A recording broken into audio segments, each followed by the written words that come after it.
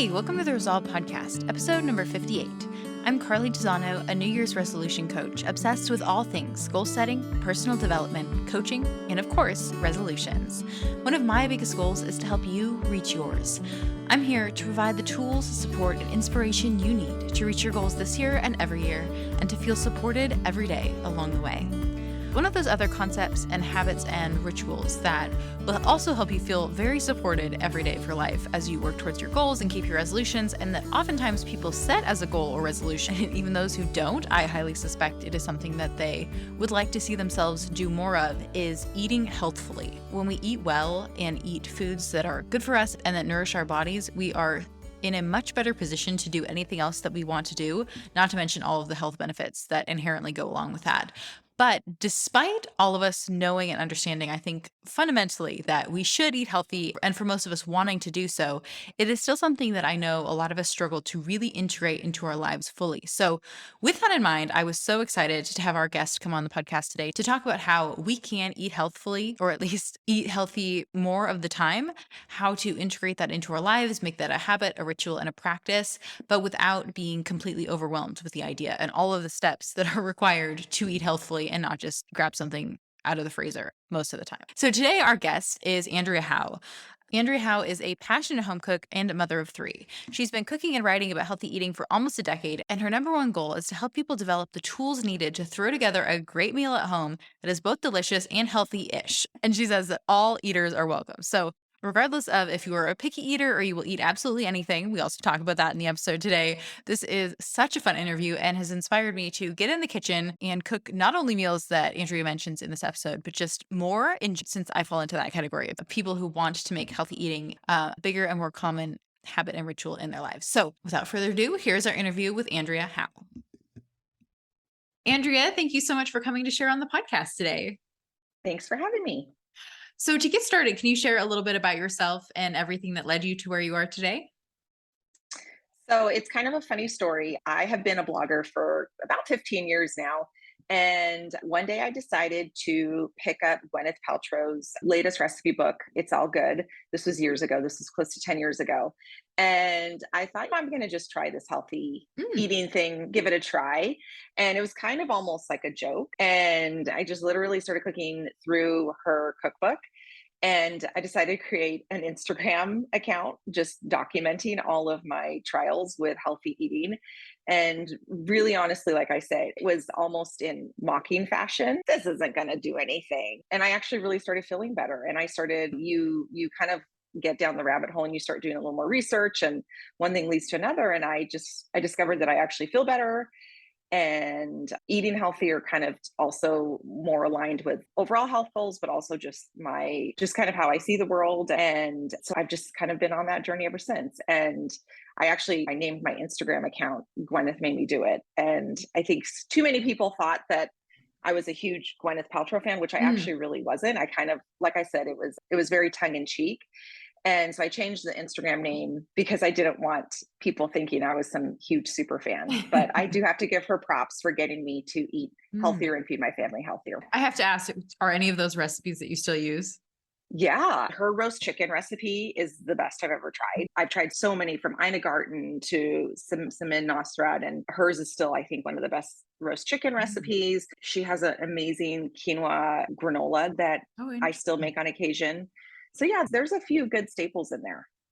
And what were you blogging about before you started blogging about cooking and meals? I've been through a few iterations. I started as a family blogger, and then I used to work in the fashion industry. And so then it turned into, I actually was working full time when I was still blogging and became a mother.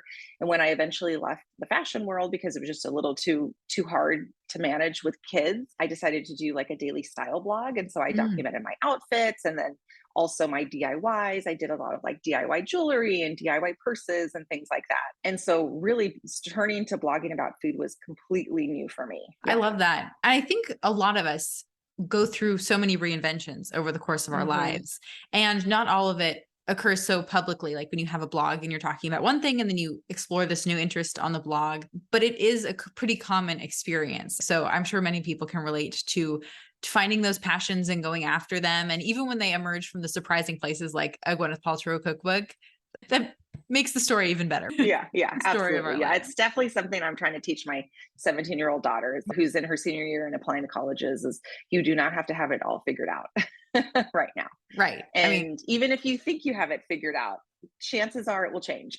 and that's part of the joy of life, right? Because it's what got you here. Absolutely. So, to dive right into kind of the meat of this conversation about cooking and eating healthfully, how do people do that? Oh gosh. Well, obviously, some people and families have a lot more challenges than others. Yeah. I completely empathize that it is not, it probably comes easier to me than someone who's working outside of the home full time. So, want to start that way that you always have to kind of meet people where they are. And so, I have the luxury of working from home. So, I could put something to cook in the middle of the day, or I can start dinner at 5 o'clock when I want to. So I do always try to keep that in mind when I'm talking about healthy eating and creating recipes and stuff. So I love a lot of one pan meals because I think one of the biggest chores that people hate about cooking is the cleanup, at least for Yes. me, anyhow.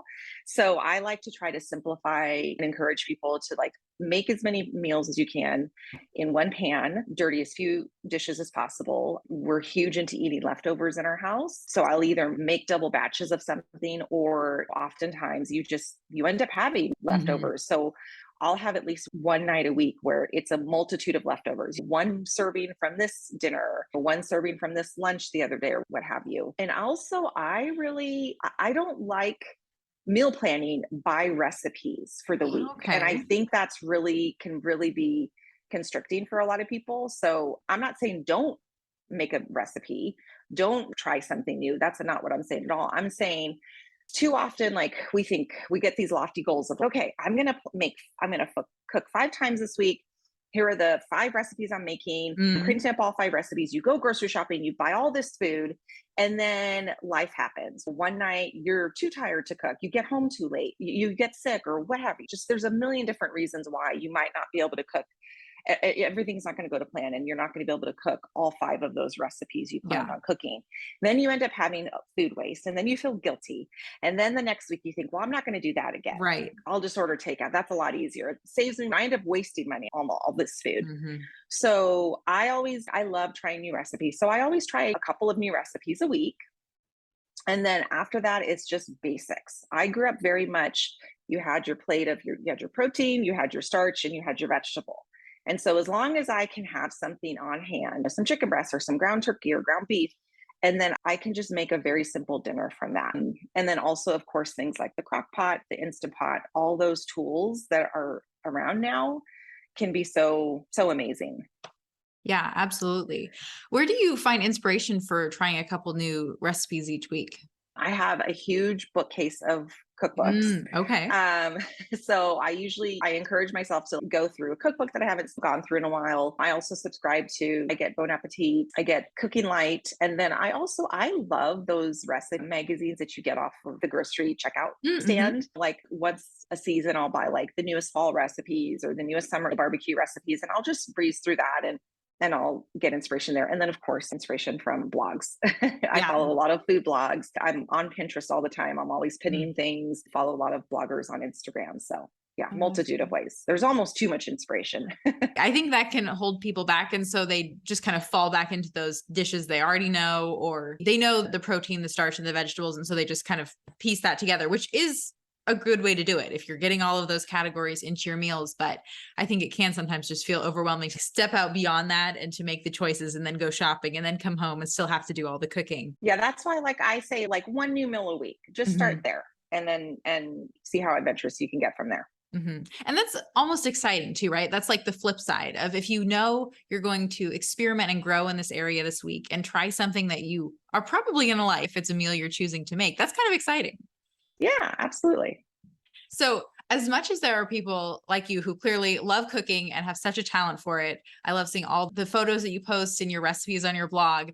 There are people who I know dread cooking. And I'm not really one of Hmm. those people, but I know people who are, who just, it's like always the last thing they want to put on their to do list. So, are there things that they can do to make cooking more enjoyable or any of the pieces of the process? Yeah, I absolutely recommend, and this can be controversial to say because there's things like package waste and stuff like that.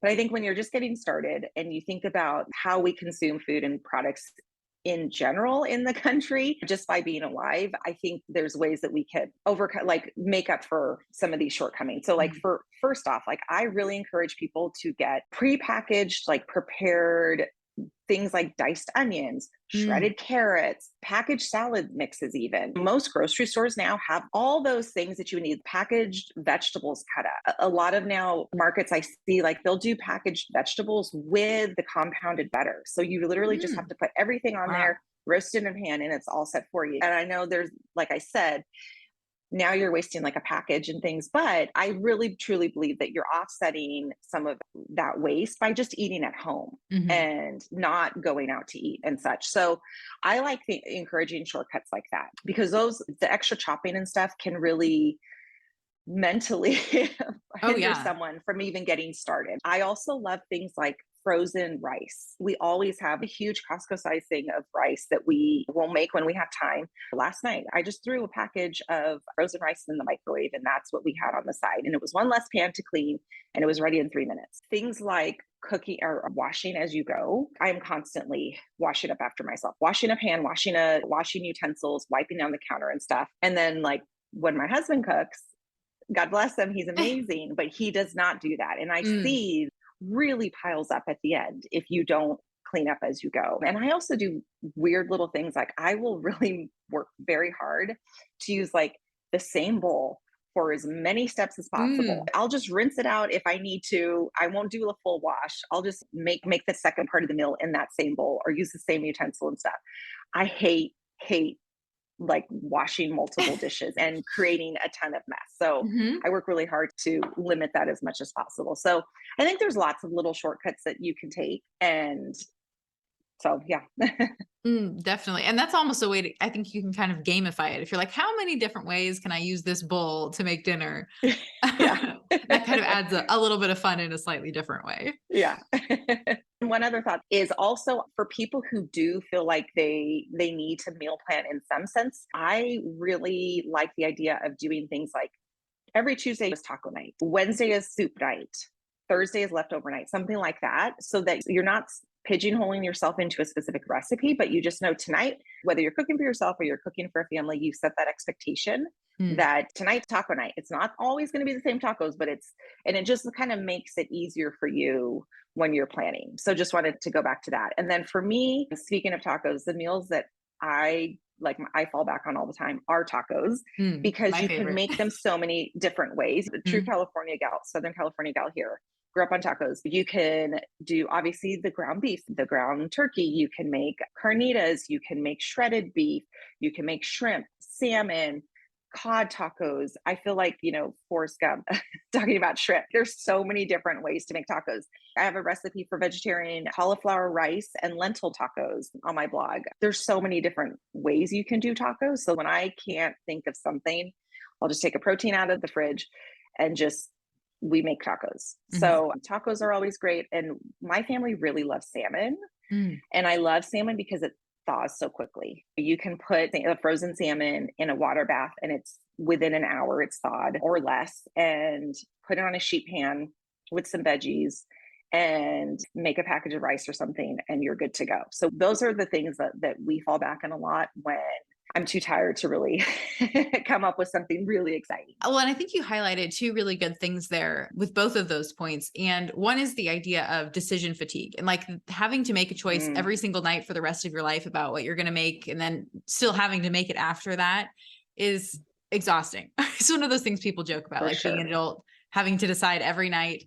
And so having specific nights, or knowing that if you get home from work and you don't know what you're going to do, you always make tacos or something like that, that removes having to make that choice.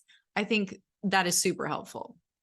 Yeah, for sure. It has been for my family. And maybe I'm just lucky, but some of my kids are picky. Some of them will eat anything, but they're creatures of habit and they don't get tired of things. So I can make tacos once a week and just switch it up and they're totally happy. One of my kids eats a peanut butter jelly sandwich every single day for lunch. So I'm lucky in the sense that I don't have to try to make these grand meals every single week to get people to eat.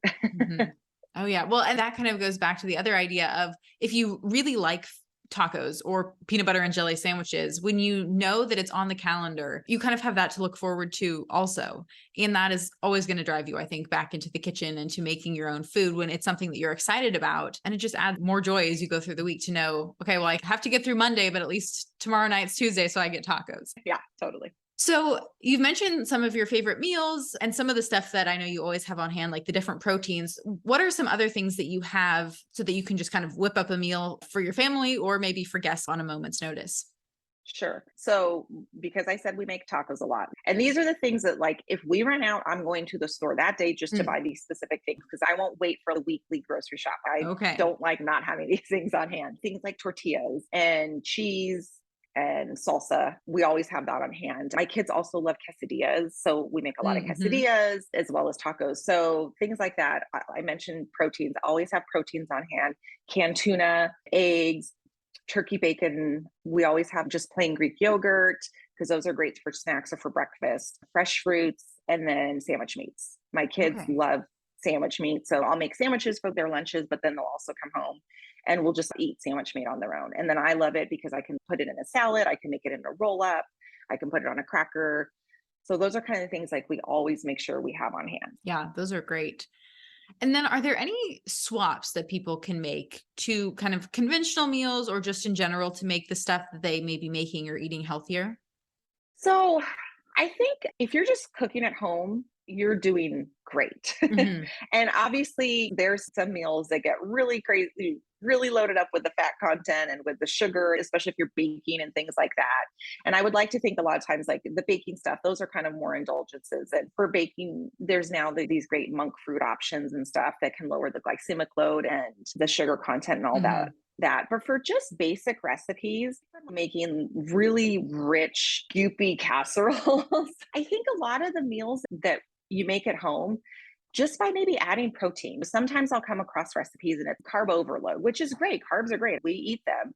You're going to feel better if you also have some protein with that. So, like making sure you add enough adequate protein, adding more vegetables to the things that you're cooking. If Yeah. the recipe you're making is really low on veggies, make sure to make a side of veggies or make like a big salad. Also, I find that if I make sure I eat my vegetables or my salad first, and I've made this really rich meal like lasagna. I love making lasagna. I don't make it all the time, but it's a rich, heavy meal. And Hmm. so I'll load up like on a huge salad first, and then I'll have a smaller piece of lasagna. So I think it's more about just kind of balancing the meal Right. out versus trying to creatively make things more quote unquote healthy.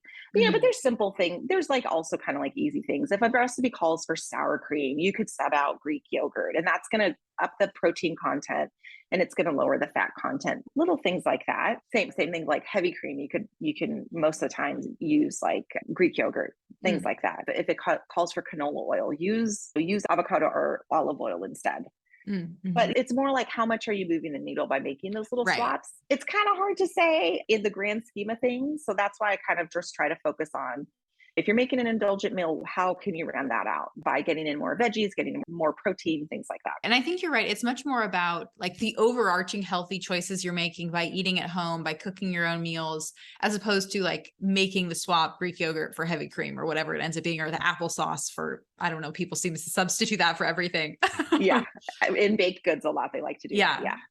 So what tips do you have for meal prepping? Because I know that's like a big overarching thing. You see the salads in the mason jars. You see all of the people who go to work with a million little containers of the stuff that they made last weekend or last night. And it can seem overwhelming, I think, the entire process, or just thinking like that's one more thing to go on your to-do list. So are you pro meal prepping? We kind of talked a little bit about it earlier. And if so, what are some tips you have for that?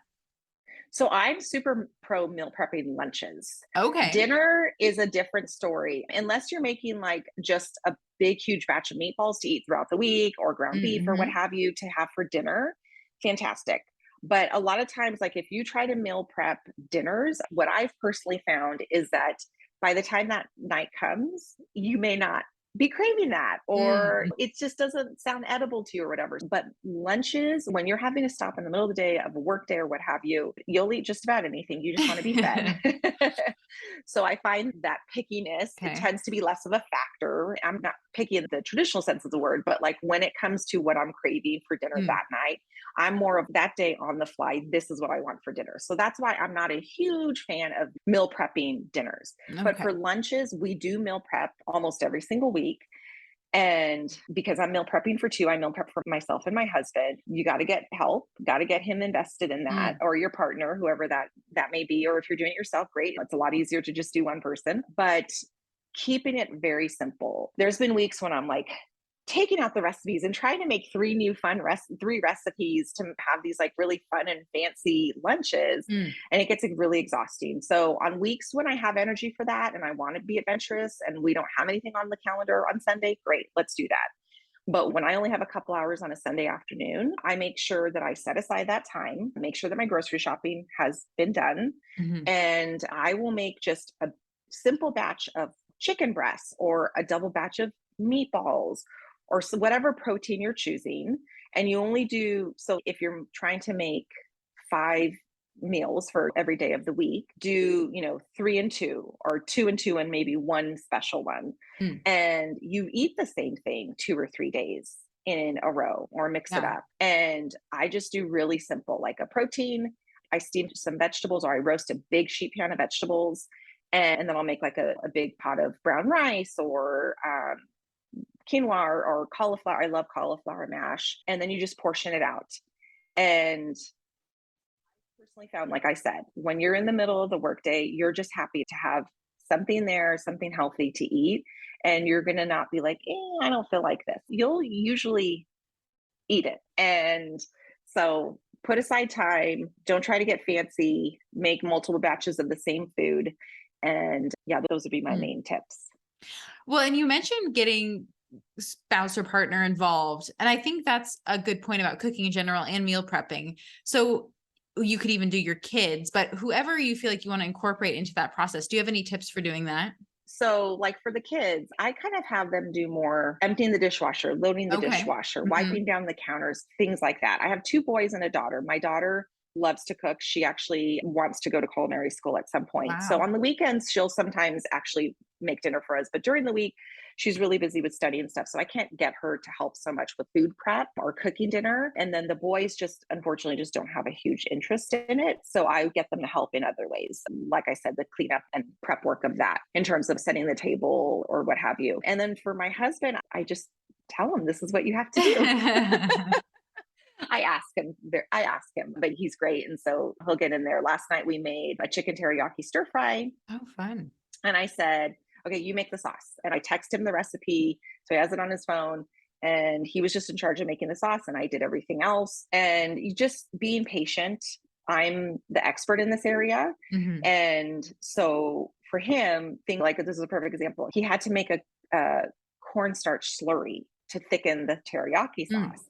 He's like, what is that? I don't understand. And just being patient and explaining that to him, knowing that not everyone is going to have the same Mhm. level of comfortability in the kitchen as you. So obviously no one in any category of life, no one wants to feel put down, or Right. so try not to talk down to people, trying to just encourage them and be patient and being very specific. Like I said, this is what I need you to do.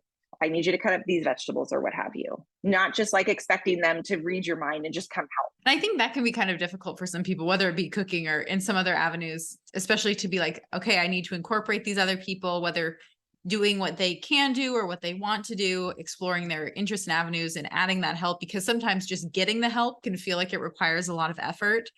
But whether it be getting your daughter involved in the kitchen when she can, or having your sons help clean up, that's such an important and valuable way, I think, for a family to come together. And hopefully it lightens your burden a little bit as you go through the week. Absolutely. Yeah. And sometimes it can be easy to just get caught up and I'll just do it myself because I'll do it the right way Right. and it'll get done quicker. And that doesn't help anybody. It kind of puts you in that martyr syndrome and it makes it harder for you. And you're not pulling everyone to rise to the occasion. And you're not teaching, the kids aren't learning, the spouse or partner is sitting back and relaxing while you're working your tail off. And that's just going to lead to resentment and everything. And believe me, I'm by no means perfect. There's sometimes I lose my patience and I get annoyed and I forget to tell the kids to come help me. And then, but that's what I at least try to do. Yeah, absolutely.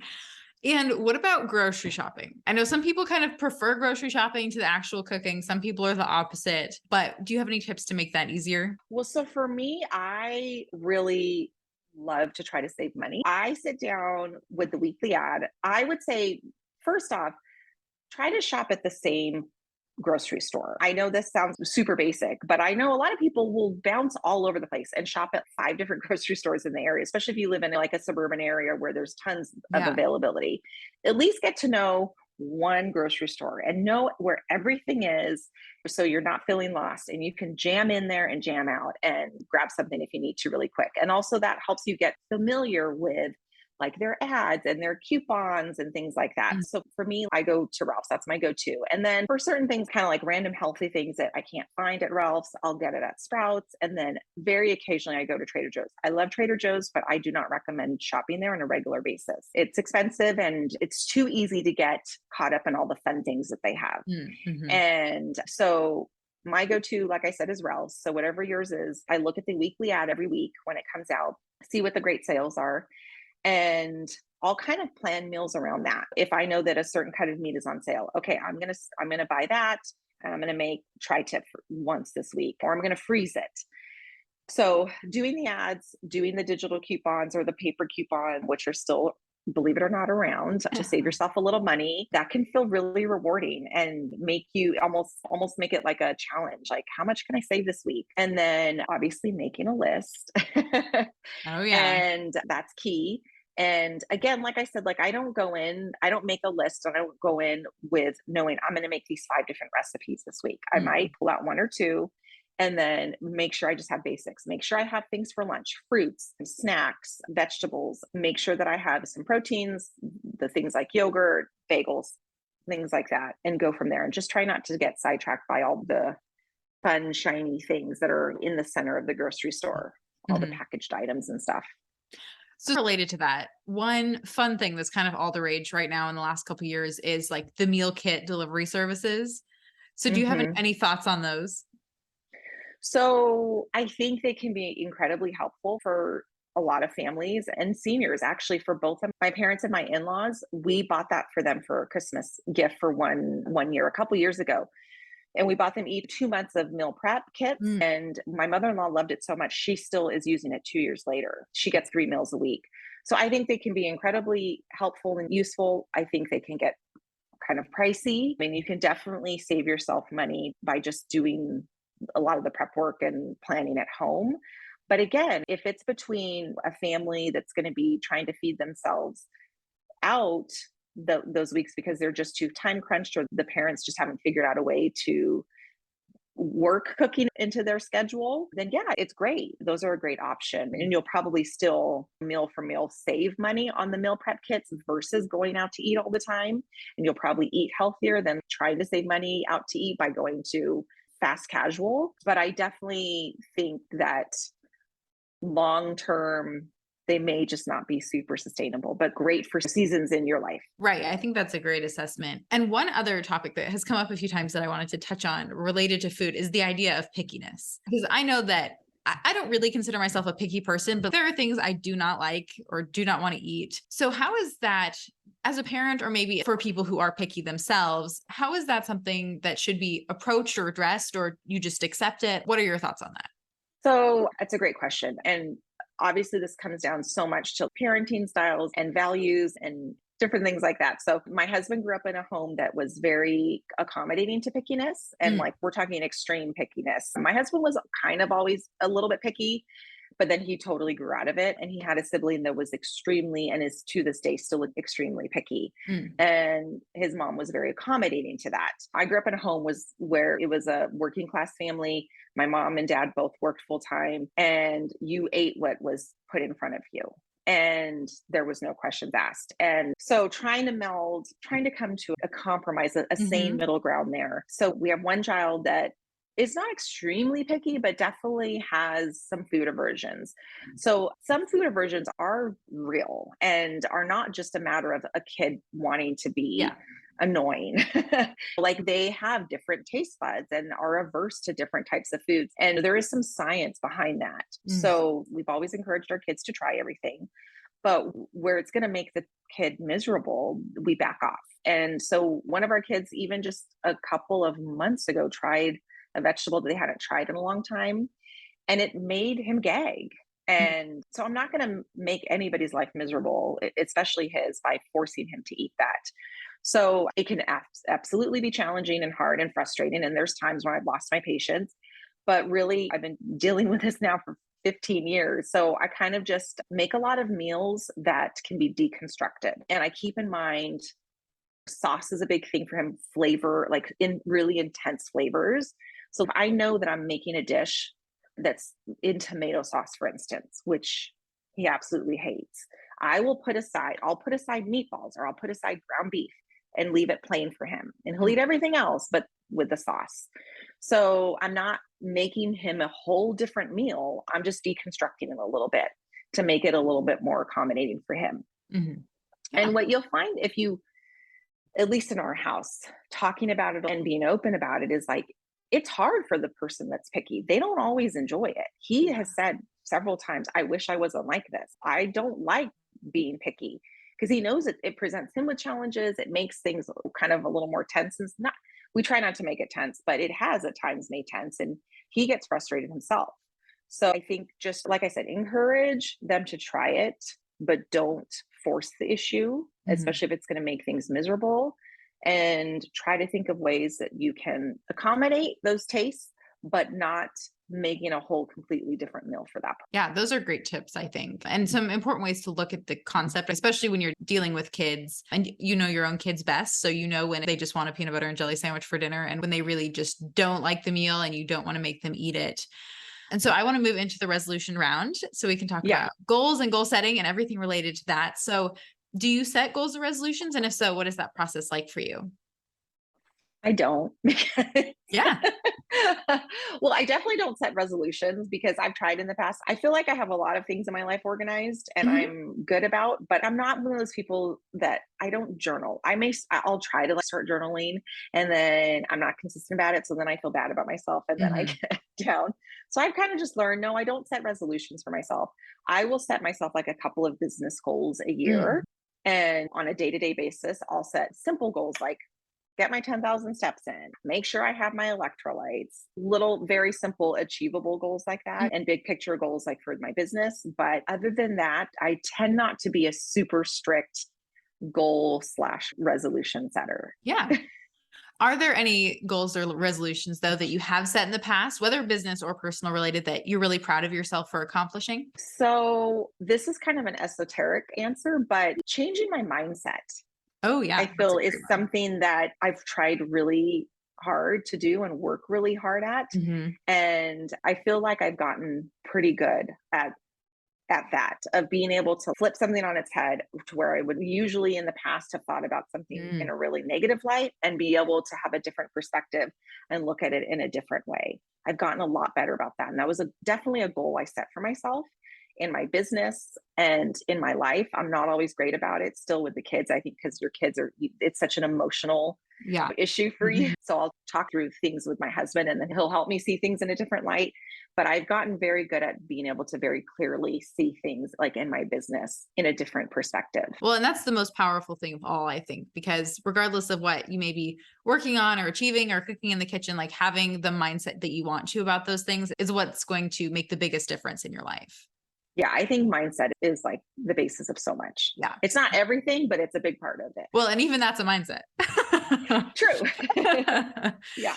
So are there any things that you're working on personally or in your business right now, or even just like what your daily goal is for today? So my daily goal for today is I need to get a new blog post up and get my Okay. newsletter out. But my big goal that I'm working on right now, that I've been working on for a while, is I'm trying to reach a certain number of page views on my blog, so that I can Okay. get on this certain ad network that I've been trying to get on. And I'm really close. I'm hoping that with fourth quarter traffic that I'll be able to get there. My goal is I'm going to a bloggers retreat with some of my blogging girlfriends, and I want to have it done. I want to have reached that goal by then so that I can celebrate that weekend.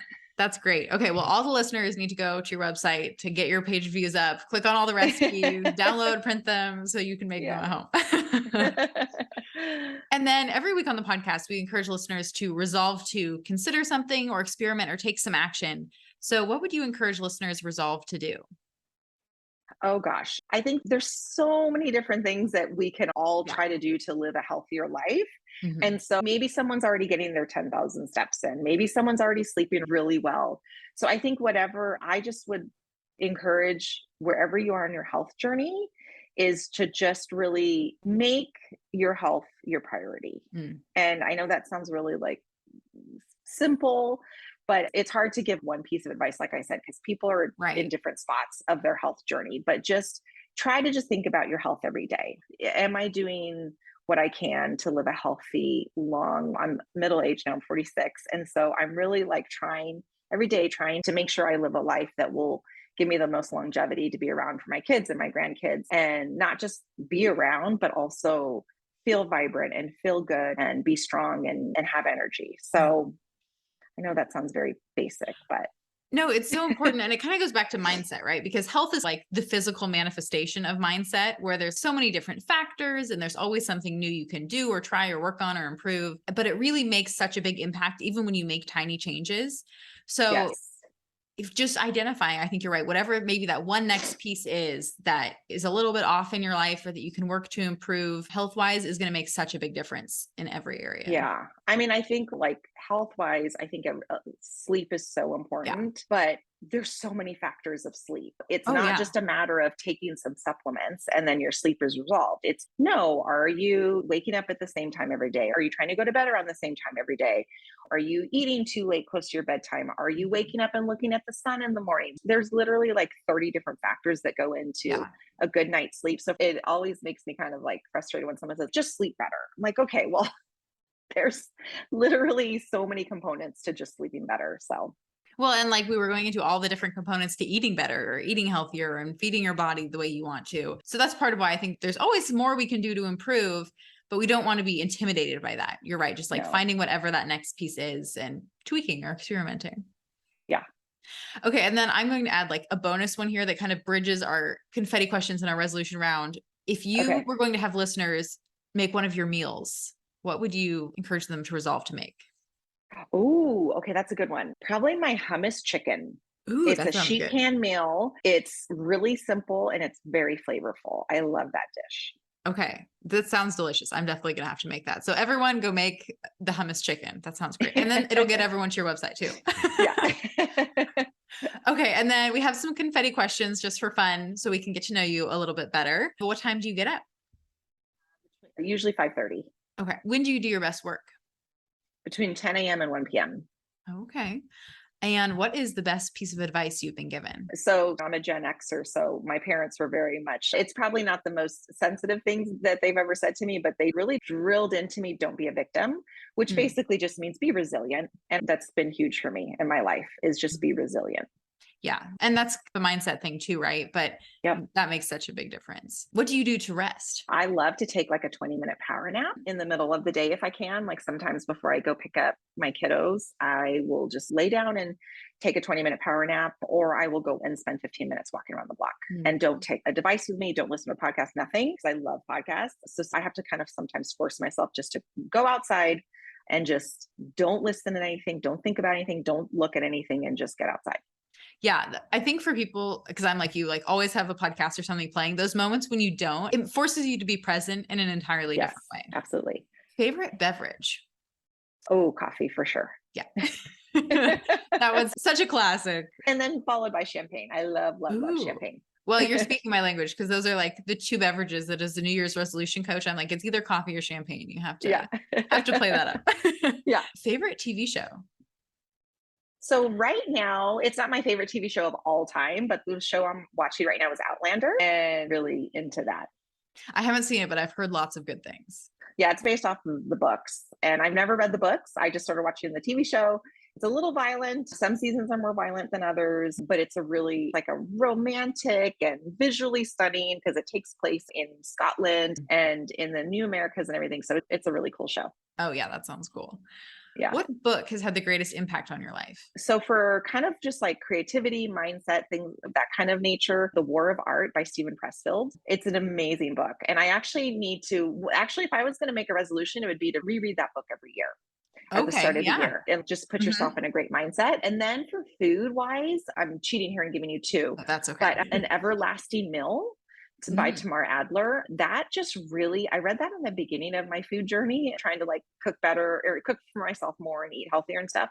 And it's not about healthy eating at all, but it's just a book about how to cook at home. And there's not even really recipes in there. It's more just like, when you're at home, just this is how you throw some food together and make a great meal. And it's a really interesting and kind of thought provoking book. that's great.